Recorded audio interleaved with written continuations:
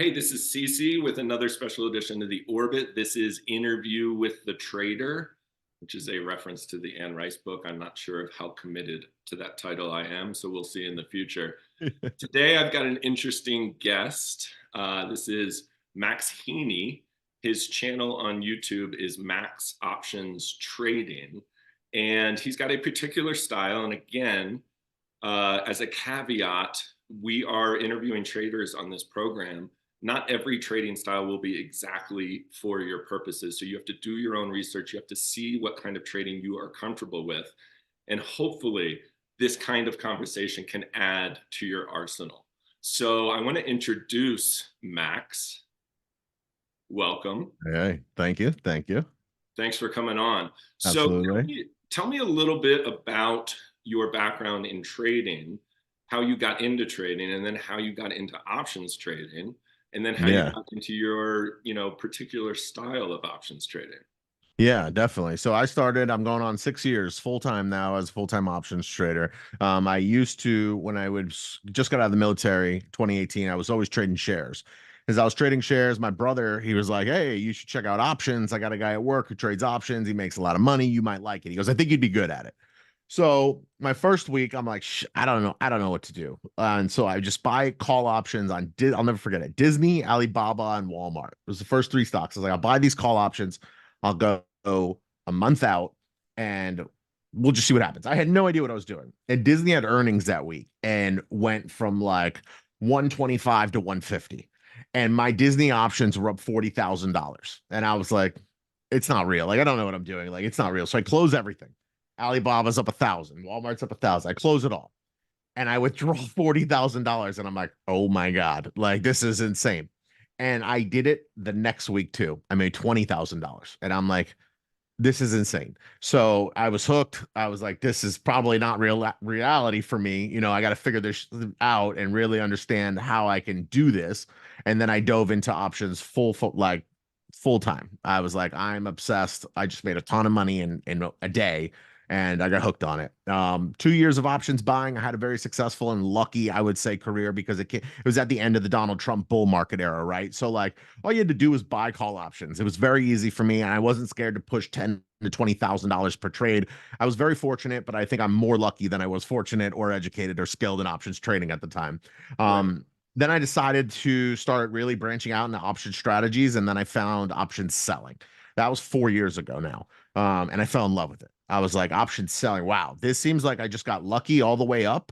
Now, this is what I can do to preserve that wealth, right? So I switched my gears. I learned everything I absolutely could about covered calls, cash secured puts, credit spreads, and iron condors. And then I even started writing books and guides on it and different strategies and approaches that I was able to take.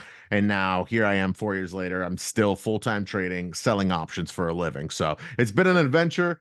It's been a very stressful 6 years, but I am Right. very grateful for the place I am now. Definitely where I got to.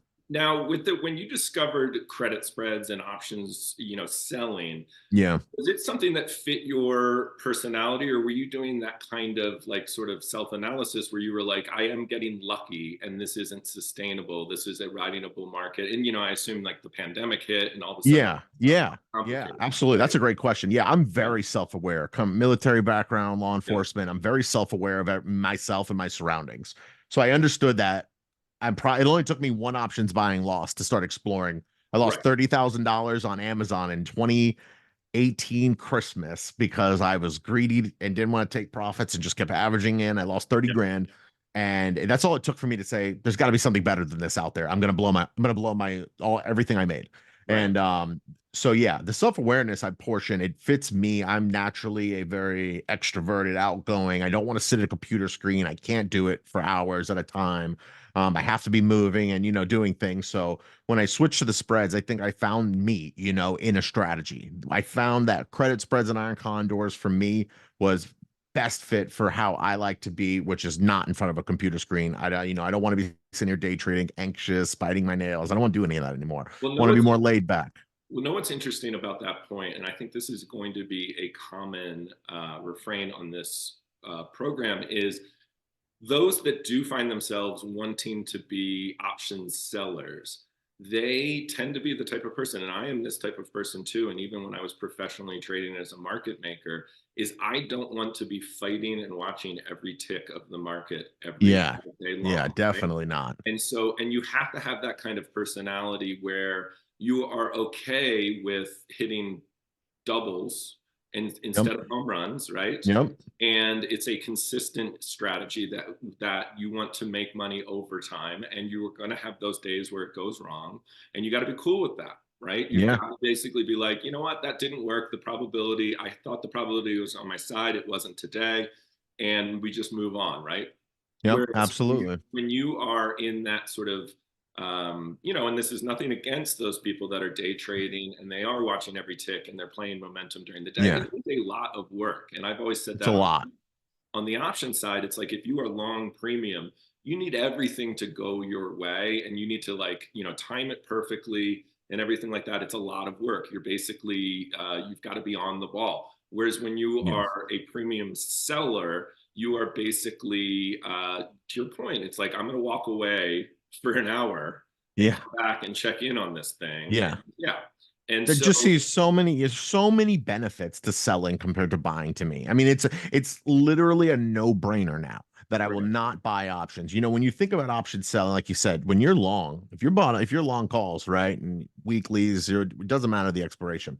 If that underlying asset doesn't go up in a rapid period of time, right? You're gonna lose regardless. right, And once I really like visualize the chart, if option buyers buy calls go long, the stock has to go up quickly for them to make money. right, If they buy shorts and they go add some puts into their contract, and they're short on stock, it has to go down quickly for them to make money. right, When I visualize this and I saw, okay, as an option seller, if I'm selling calls, it can go up, come down, it can go sideways, it can go up not fast enough, and it can go down or down anyway, and I will make profits. And right, I'm like, okay, so now this is a chance of success thing. This is an opportunity zone for me here. It's like, okay, so if I just choose correctly and I find out a way to do this, I have a much greater chance of success selling options. I always say, don't be the one gambling at the blackjack table, be the dealer. right. Be the one that's handing out all those contracts, right? And there's so many great analogies of how you could be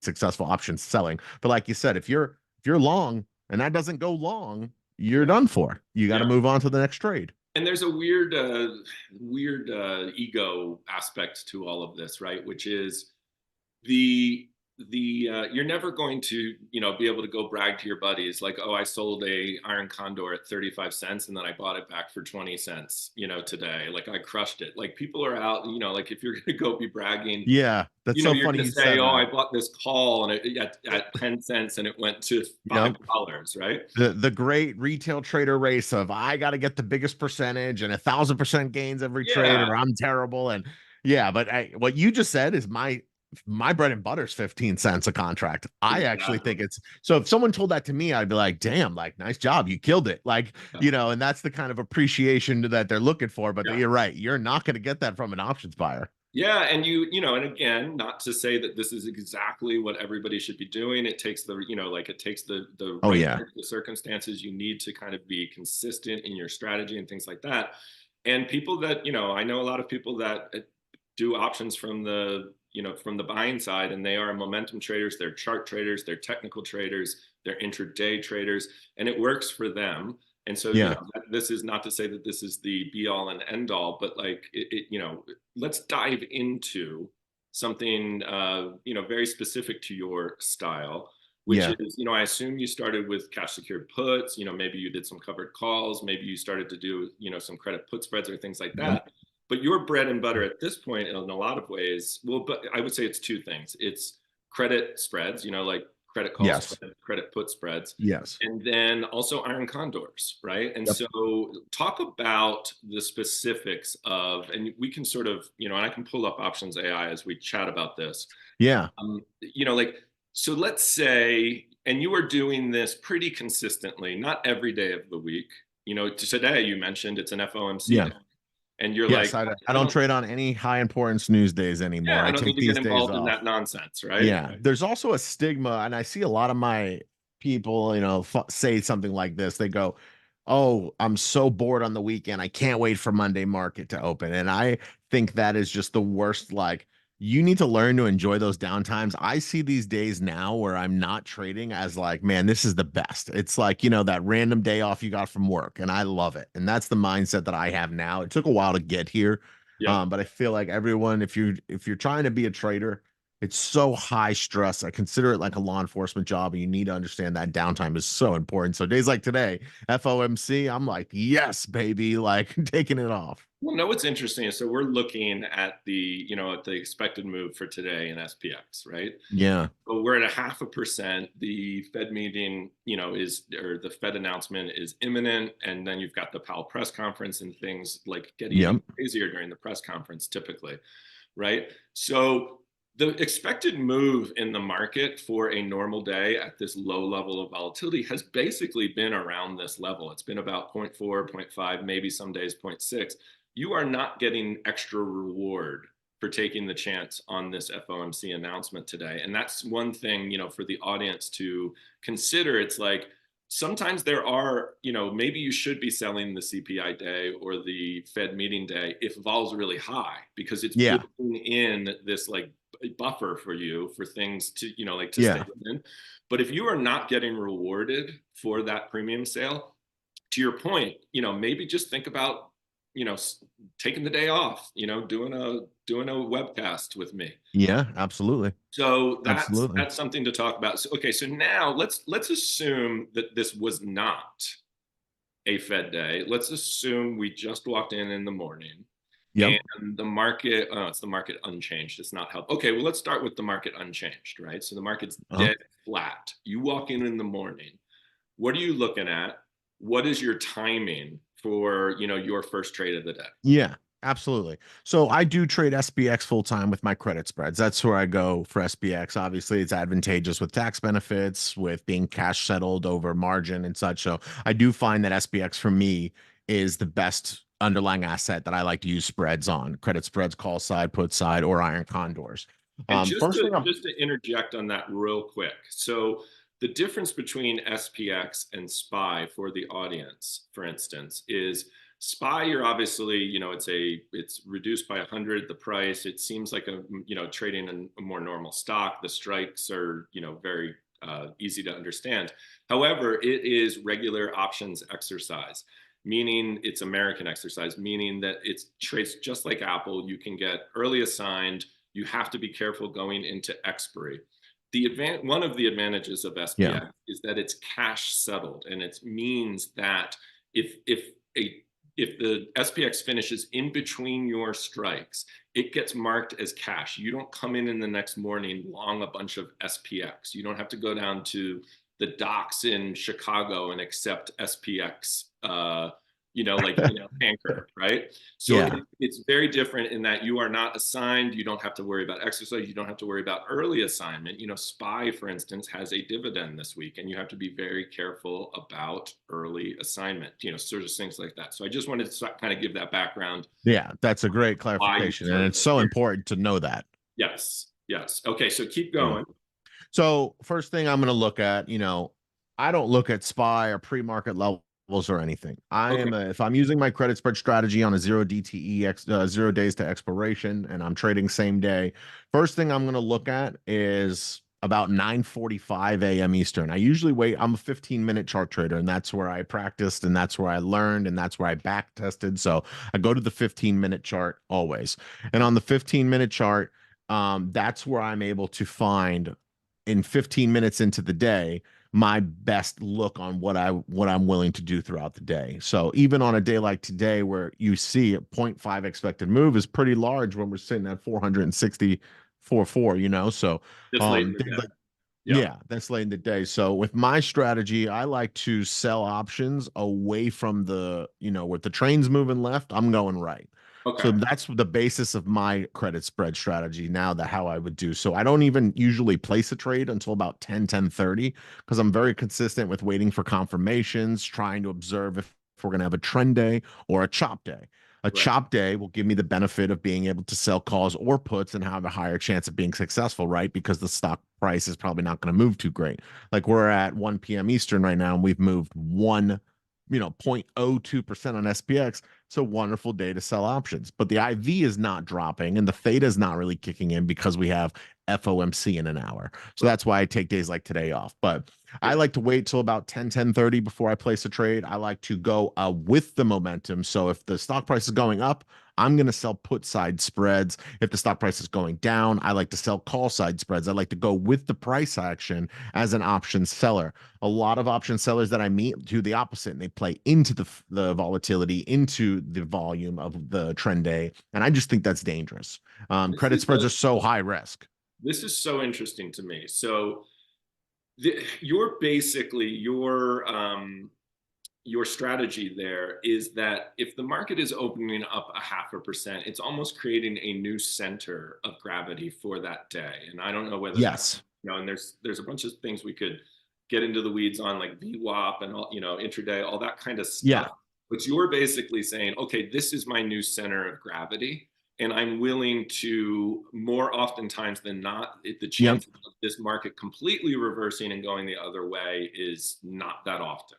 Yeah, so that's a great thing you brought up, like VWAP. I don't use any indicators, Yep. zero indicators. Yep. I simply write out the 15-minute opening candle, which is known as the orb candle for some, the opening range breakout candle, and I Yep. play the price action of the day. If we have a 0.5% gap up, I would consider that a major gap Yep. in the price action. And you're going to see a gap like that on the daily chart. And I do take gap trading into consideration with the price action, fading the gap and go, but around 10:30 I'll get a much clearer picture of that. If we begin to fade the gap towards the price action, I absolutely want to be on the call side of that, because there's an 84% chance on Thursdays that a gap fills, but on Fridays it's 50-50. So the old statistics then start playing in there for me in gap trading and using that technical analysis. But yes, I reset every single day at 9:45. That first 15-minute candle is my opening print for the day, and I don't care what happened before that. I don't care where anything else is. And then I note on my charts the previous lows, the previous lower lows, the previous highs, and the previous higher highs.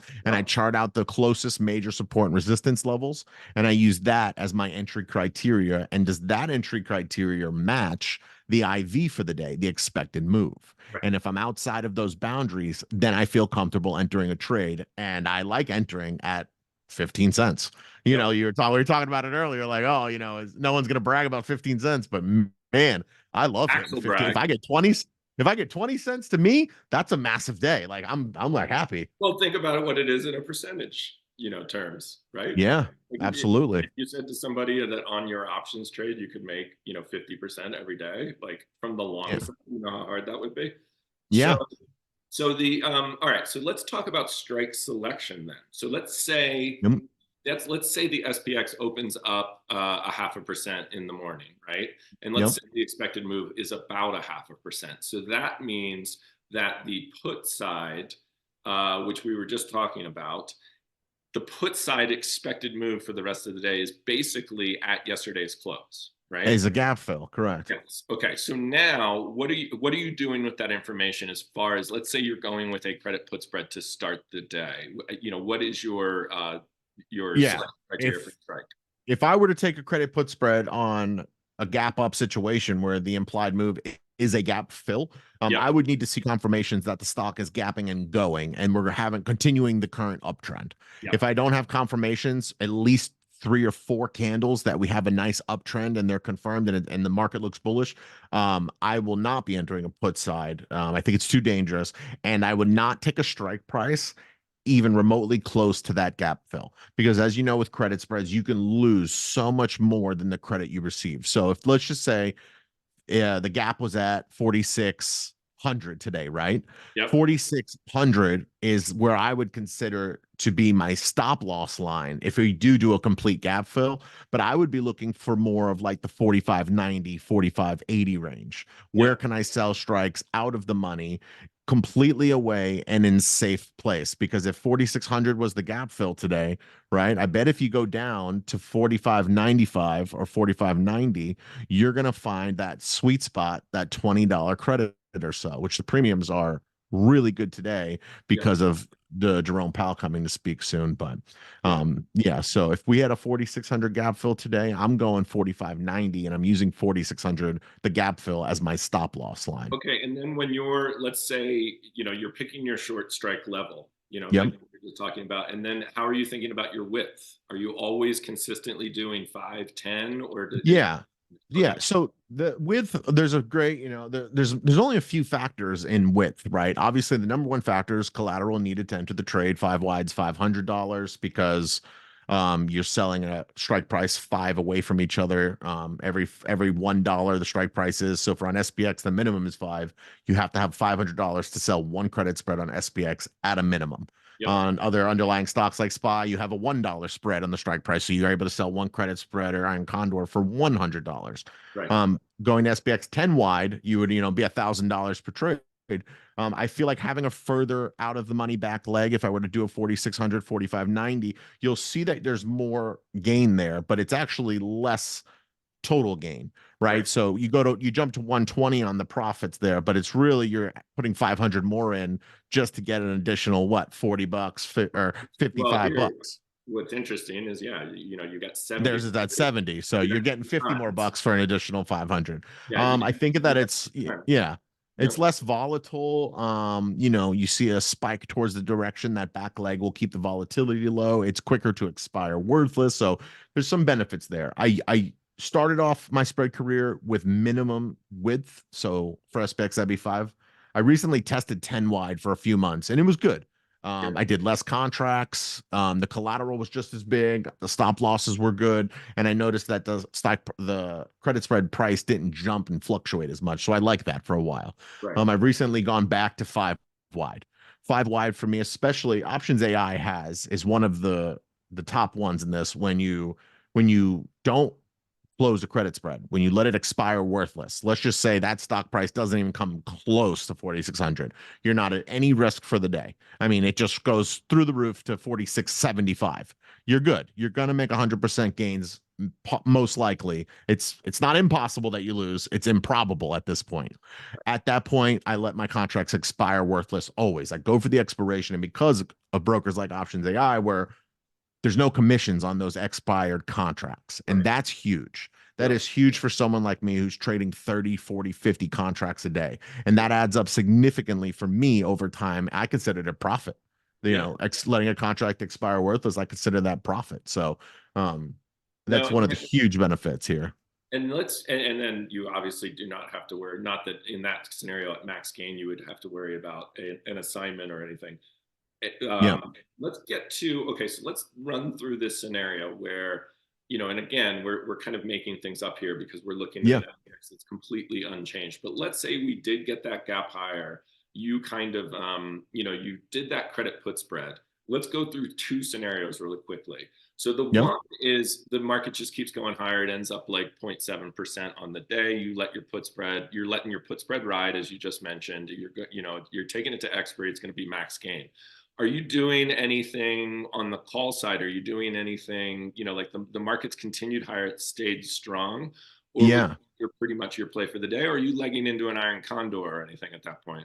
So, if that's a great question, I actually do have two strategies for this reason, and that's for that exact reason. So, my zero TDE strategy that I practice and I use daily when I'm trading, it would just call for a put side. If we gap up and we continue on a gap and go, why jeopardize and put yourself in front of the train? Out of board, Now, right? yeah. Now let's say we gap up 0.5% and the opening 15-minute print is another 0.2%. And with Yeah, it by 11 a.m., we're up 1.2% on the day. right. Now we come into a realm where I like to call this a statistical based entry. In 2023 intraday, we have not had a larger move intraday. Did you know this? Than 2.28%. Yep. That's the max of this year, which is a pretty low volatile year. Thinking the massive crazy swings and upswings we've had and down, there's not been one day higher than 2.28%. Yep. So then I look at what got to 2% this year, less than 1.7% of all trading days. Okay, what got to 1.75%? And I take these previous data, statistical based days and entries, then I would say, hey, the market's up 1.2%. The last 19 times this happened throughout the year, none of them closed above 1.7%.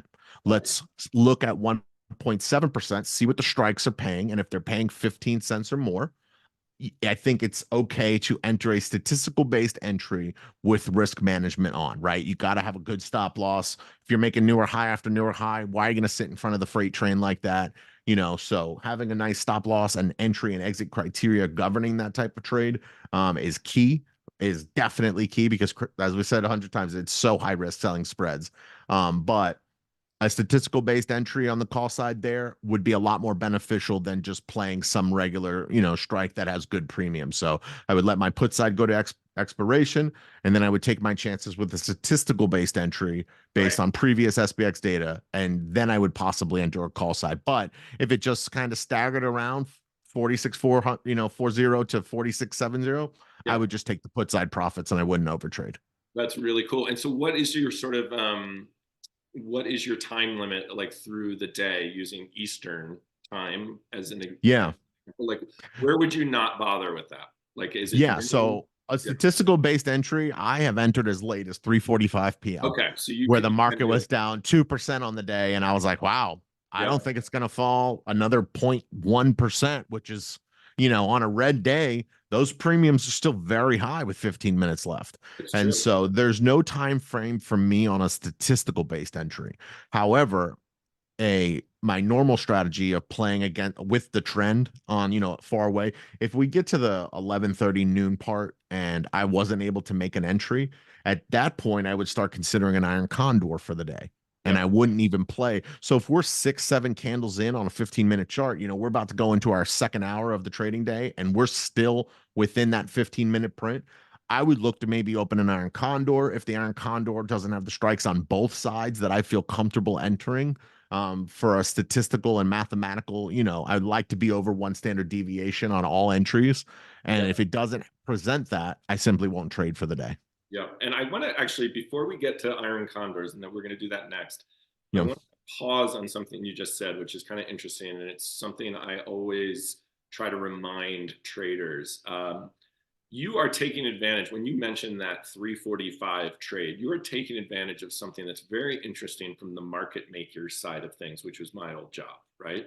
Which is theta and the decay of options is, Yeah. most people know it to go like this, and then it steepens and steepens and steepens into expiration, except for the last little bit part of it, right?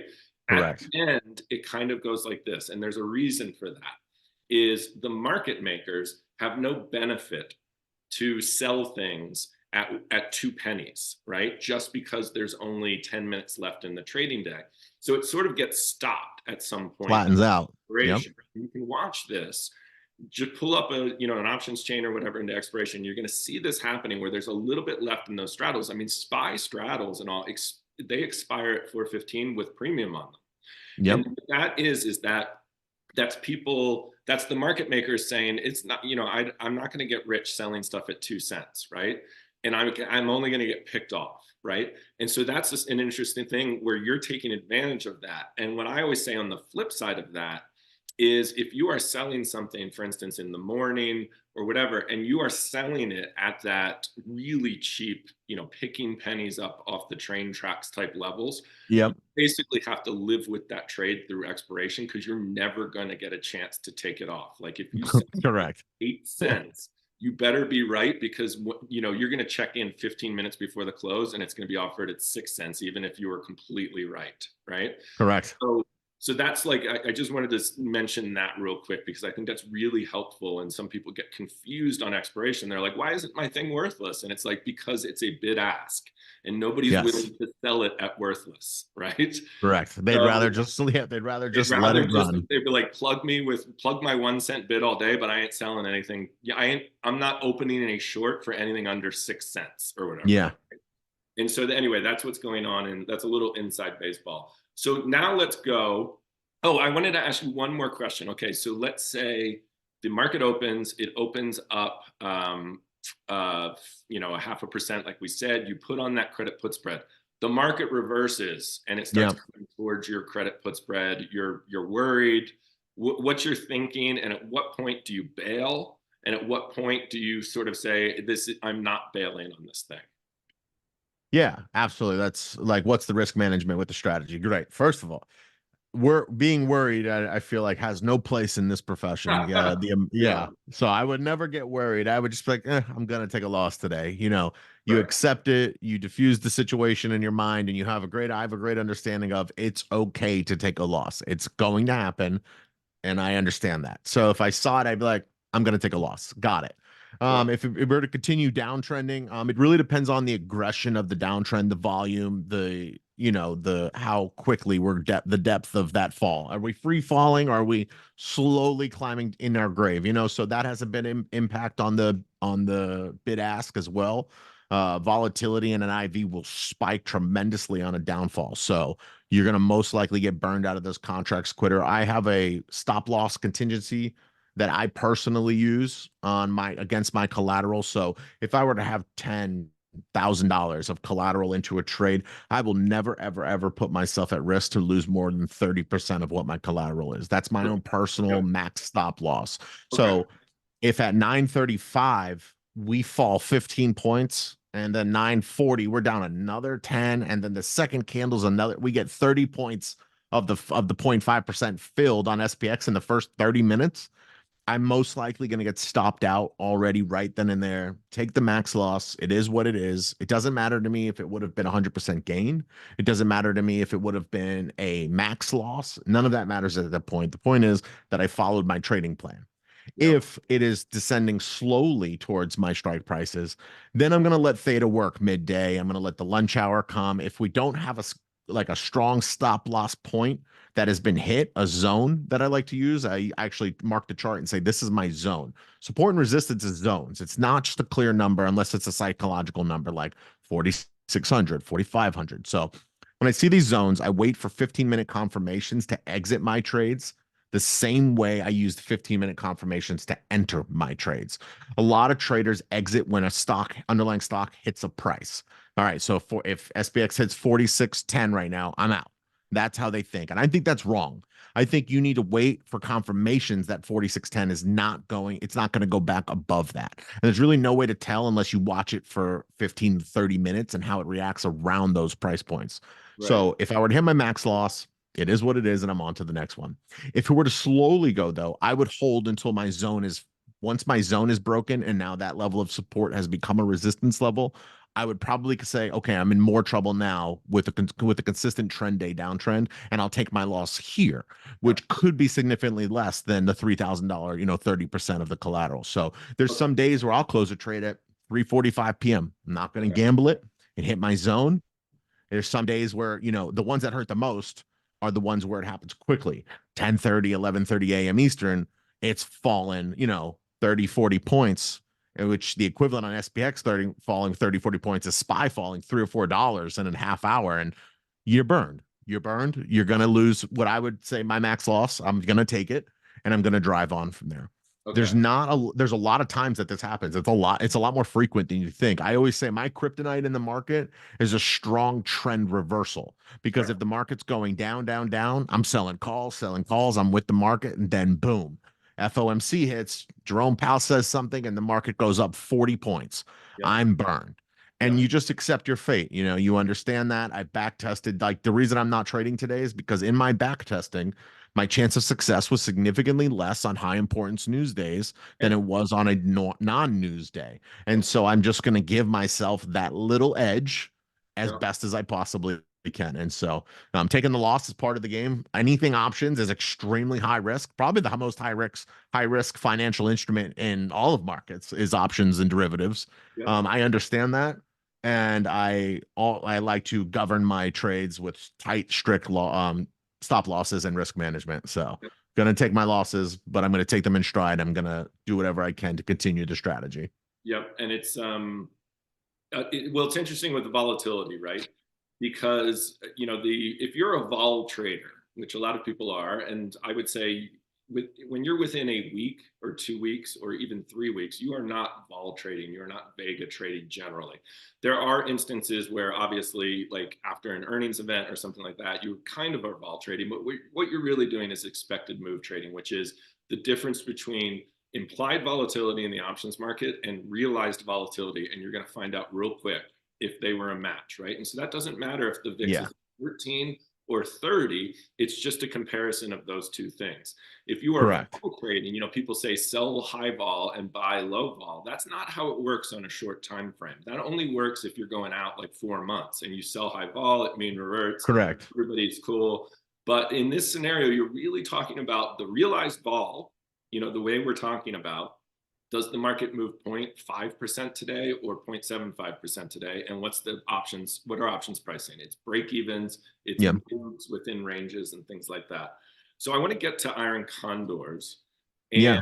it was funny when you were talking, I was saying it's going to be up to the audience to figure out whether Max, when he says max loss and max gain, whether he's talking about maximum or himself. Um, so let's Good move to luck. Iron Condors. So let's talk about, and you kind of mentioned this earlier, but I kind of want to dive into this a little bit deeper, is your Iron Condor strategy. So let's just go to neutral. Are you doing that mostly on days where you do get an unchanged open, or, like what is your thinking there? So let's say the Yeah. market comes in and it's completely unched or barely moving pre-market, Yep. 9:45, you get in. Are Yep. you now in an Iron Condor mindset? No, not for No. me. I think Iron Condor mindset, I need to see more price action. I need to Okay. eliminate the an Iron Condor will only lose on a trend day.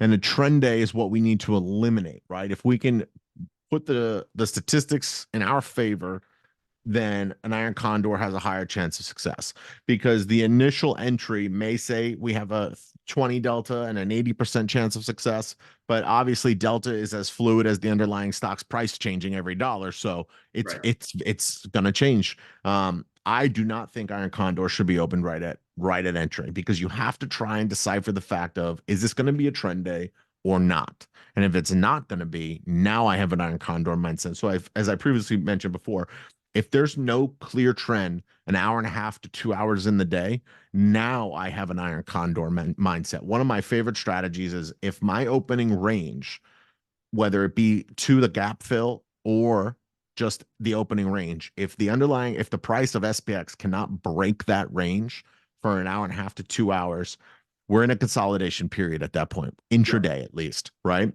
So then I would say, okay, I like an Iron Condor here, but is that consolidation period going to lead to a larger than expected breakout move with volume?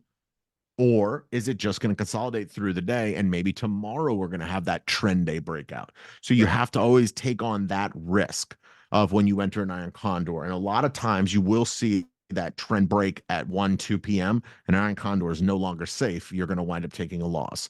Yep. So for me, the biggest factors are, is it a trend day? And if I can wait an hour and a half and say it's pretty choppy, I Yep. think, okay, this is good. Or does the chop make a move, but then maybe we drop 30 points in the first 10 minutes and Yep. then we start chopping around, right? So I always wait an hour and a half to 2 hours, and then I want to get rid of that trend day factor. Next, is this a consolidation move until a volume breakout? Really no way to tell that unless you're drawing out some good technical analysis. And if I saw that SPX or SPY was in like some sort of bullish pattern and it's looking to break out, then I would most likely just close the Condors call side at that point and just take the profits on the put side. So Yep. I'm always following those along.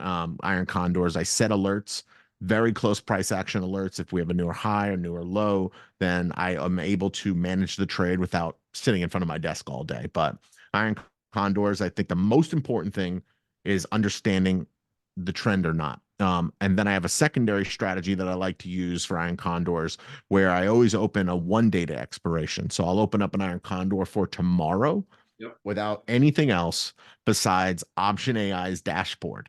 Yep. I know that sounds crazy, but I use Option AI's dashboard and the percentage of success. As I said earlier, I like trading above one standard deviation. And there's certain ways you can trade, right, just like you have on the screen right now. And I think having a 69% chance of success just above one standard deviation, Yep. 215 for a 285 risk, you're going to see more times than not throughout the year of the trading day of a lesser than expected move. So Over when the over a IV day and a half to 2 days. Right. over the day and a half to 2 days, the most I believe that you'll see larger than expected moves where the IV and the expected move for the day calculator just gets blown out of the water. I think you're only going to see that. And I know this sounds crazy, 4 to 7 days max ever in a period, because the more volatile the market becomes, the further these strike prices are for us, right? That 68% chance of success is a, what is it, a short call, 46.10. So it's 35 spread right now. Yep. But on a day where the president's getting elected, it might be a 60 spread, right? It might be 70, and you're getting the same premium. So it moves with that IV, which Yep. is nice. If the IV is as fluid as the strike prices, then all I really need to do is keep that chance of success, that POP, the same. Yep. And that's where I like to trade as well on my one DTE strategy. I Yep. open up a 70 wide spread condor every single day sometimes. Yep. So this is a scenario where you're basically you're doing it centered exactly where the stock is for the next, day and a half or something like that. Yeah. Going back to the 1 day intraday strategy, the Yeah. market opens up 0.5%. It kind of gets rejected, and let's say the expected move was 0.5% that day. It kind of not rejected, but you know what I mean. It pulls back a little Yeah. bit. It's getting choppy. It's now up 0.3%, and you kind of feel like, all right, this is going to be a chop day. I want to do an Iron Condor. Are you doing it from that exact level as well? There, like you're doing it from the up 0.3% level is your sense. Yes. Okay. With the Yep. guideline and the rule for myself and my standardized strike price choosing, whatever, I am going to open it at the current price of SPX, Yep. not where it opened. Yep. But I'm going to take into consideration that gap fill Yes. because I'm not going to ever choose. I have done it in the past. I can't say I'm never actually going to do this. I have done it in the past where when you have a gap and go day, sometimes by time I go to enter, the gap fill premiums are zeroed out. They're Yep. already completely worthless. So then I start scrolling up my strikes to try and find the best next strike price where I feel comfortable. And if it doesn't match like a safe point of analysis for me, I don't want to enter the trade at all. I'll say, you know what? We missed the move today. Let's Right. see if we get a statistical based entry later on in the day, possibly. But it's nothing wrong with saying, you know what? I just missed the move. It moved too quick. So then I would still open my Iron Condor, my zero DT, right based on the underlying spread on the stock. But if one of the legs wasn't, if I wasn't able to hit that right strike price, then I would just enter one leg at that time. Yep, that is really interesting. So I'm going to wrap it up here. I think we've All covered right. credit put spreads, credit call spreads, 1 day, 2 day. Do you do anything longer term, or are you pretty I much? used to back when SPX and SPY didn't have daily contracts. It was Monday, Wednesday, Friday prior to that. Yep. And then I would do instead of, one DTE, I would do a two DTE and I would open up at Monday close for Wednesday and Wednesday close for Friday. And I had a very similar system there where I think that if we saw two or one larger than expected move by Monday to Wednesday, then Yep. I would play my Iron Condor, and I'd go based off of the IV, which you guys visualize now for me, so it's wonderful. Right. But that's exactly how I did it. And even prior to that, I remember trading when we were at weeklies. I remember when they just got weeklies, and everyone was, this is amazing. Yeah. And I used to do weeklies on underlying stock. A few major losses will change your mind on weeklies very quickly. Right. You know, Yep. there's nothing more dangerous in the options world than swing trading for a reason because of the unknown, the unforeseen events, and anything that could happen while the market is closed, which is what I went through. My largest loss to date ever with options was an unforeseen event while I was holding a credit spread. Right. And I'll never forget it. It was when Costco hit all-time high. I was in call side Costco credit spreads, call side, and they release earnings in the middle of the night for some reason out of nowhere. They said, you know what? And they literally led off the conference with, A our earnings week. are so good that Yeah. we got to release them 3 weeks early. I kind of remember that. Yeah. Costco went from $550 to 610 the next day. Yeah. And Yeah. I was in 575 call sides. And by the time I woke up, I was near max loss. And Yeah. I was like, oh my God, you want to vomit. You feel sick. And you're like, after that, I said, you know what? I bet you there's something better than weeklies. Then you start digging into SPY, QQQ, IWM. Then you say, you know what? They came out with zero DTEs. Let's try and refine a strategy to scalping, to day trading. And that's where I've I've got my most success from. So I'm a firm believer, if it ain't broken, don't try and fix it. Don't reinvent what's the wheel, you know? So Yeah. it's working for me, and I'm going to stay where I'm comfortable working. You know, I've been burned on weeklies, time value and swinging, man, you know, even the one DT, you don't know what's going to happen. And I think that's just an easy way for me to stay risk adverse, is if I stick to those zero DTEs and the one DT, which is the opposite for options buyers, right? They say zero DTEs and you're like, oh shit, that's high risk. I can't, you know, I'm not going to mess with that. But as a seller, I'm like, Yeah. sounds pretty nice to be in a trade for 5 hours, you know, and have a high chance of success, 80, 90% every time. It makes sense to me. Yeah, and what you're doing is you're repeating the behavior over and over and over again, Yep. and you're basically getting instant gratification isn't the word, but you're getting proof of concept every day, rather than Yes. like if you're a 45 DTE premium seller, right? Like that's you only get to do that what 8 9 times a year, right? Yeah. That's your strategy If where you're getting there, feedback yeah. every single day of what you're doing. Yeah, Yeah, there's certain days where I look at time as a valuable asset yeah, for option selling, right? There was just a recent period where the S&P 500 had hit 3 red months in a row. yeah, And the S&P 500, I don't think has ever had 4 red months in a row, or it's been such a long time ago. So something like that, then putting a put side credit spread saying, you know what? I don't think we're going to have a fourth red month. I'm going to play the entire 30-day month, and I think we're going to go green. You yeah, know, something like that would pay such a hefty amount of premium for a pretty good risk to reward ratio. And I right. could see the value there. I could see the value of doing something like that. But for me as a day trader, getting the the same dopamine that the buyers get, I like to be in the game, zero DT, one DT now, but I do see the value of where time, if the data made sense, Yeah. you know, and the market right now, let's just say the market right now, what if we explode past all-time high in the next week?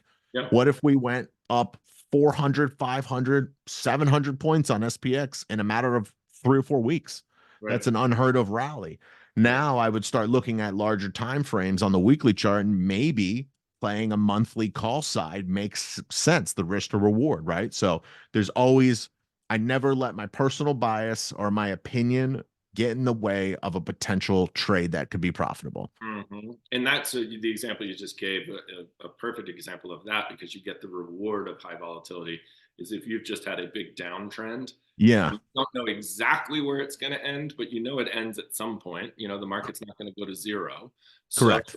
you might want to like buy time, do a big fat meaty credit put Yep. spread out, like at 30 days and be like, I'm going to close my eyes. I think the market's going to bottom at some point soon, but I don't know when. Yeah, That kind of thing. absolutely. Getting rewarded for the high vol. Yeah, absolutely. Yeah. All right. Well, Max, this was great. Thanks so Yeah. much for being on. This was really cool. And so you can find Max at Max Options Trading on YouTube. And then what are some of the other channels? Like what you were mentioning, the Insta is slightly different. Yeah.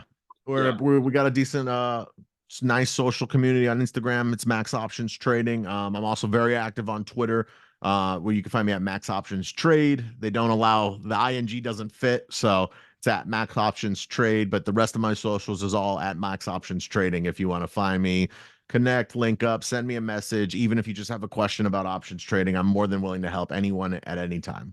And and again, what's cool about Max is it's a community, right? And they're talking about, they're sharing strategies and they're sharing experiences, they're sharing like back testing and things like that. And they're Yeah. basically, that's what's really cool about some of these options communities, where it's, like options traders are slightly nerdier. It's not going to be, like it's not going to be like a lot of, oh man, like chest pounding necessarily. No. It's like, oh man, I got burned on this thing. I learned my lesson. What's your guys' experience been in this? And that's what's kind of cool. And Max has that kind of community where they're talking experiences. They're talking, have you guys tried this strategy? So it's And that's really the important part that I find of a community, especially in a high stressful field, right? That's why you see so much camaraderie in the military, in the police forces, is because when you live in these high stress environments, which yeah, we are, we're not using our physical side, but we are using our mental stress side, like all throughout the day. And yeah, I think it's important to find like-minded individuals in communities that are going through the same process as you, yeah. and that's one thing that when we started MOT and we were like, let's build a community around what we love. option selling, right? Yeah. Let's see what we can build and, help people get to the same level we are. When I always looked for a mentor myself when I was real estate investing, when I got in options, I found someone who I wanted to be, who's successful at it and who's made all the mistakes and who could help me get to that next level, right? Just like a mastermind program. And I think that seeing a community of people, like when you're getting smoked, I mean, there's nothing better. There's nothing that makes me happier that I just got burned, I lost thousands of dollars, and I post it and I say, I just got smoked today. And then 50 people reply either, you'll get it back, we're not worried, you demand, what'd you do wrong, what'd you do right? And it's just a Great. learning experience for everybody. And Yep. that's the most important piece, right? If you want to get better, you got to learn from your mistakes. Yeah. And that's what a community provides most of everything. Like-minded individuals who all want to grow together. And And that's what I like I've about it. always used the comparison. You've got to be comfortable with missing the game-winning shot and Yeah. getting over it, right? And that's Yeah. like, or else you're gonna go crazy, So, Literally. Literally. and then you make bad decisions. Like it's all like that kind of level-headed. Yep. So Max, thanks so much, and check out Max's channels, check out his community, and thanks so much for being on the show. Absolutely. I appreciate you. Thank you so much. It was great. And we'll chat soon.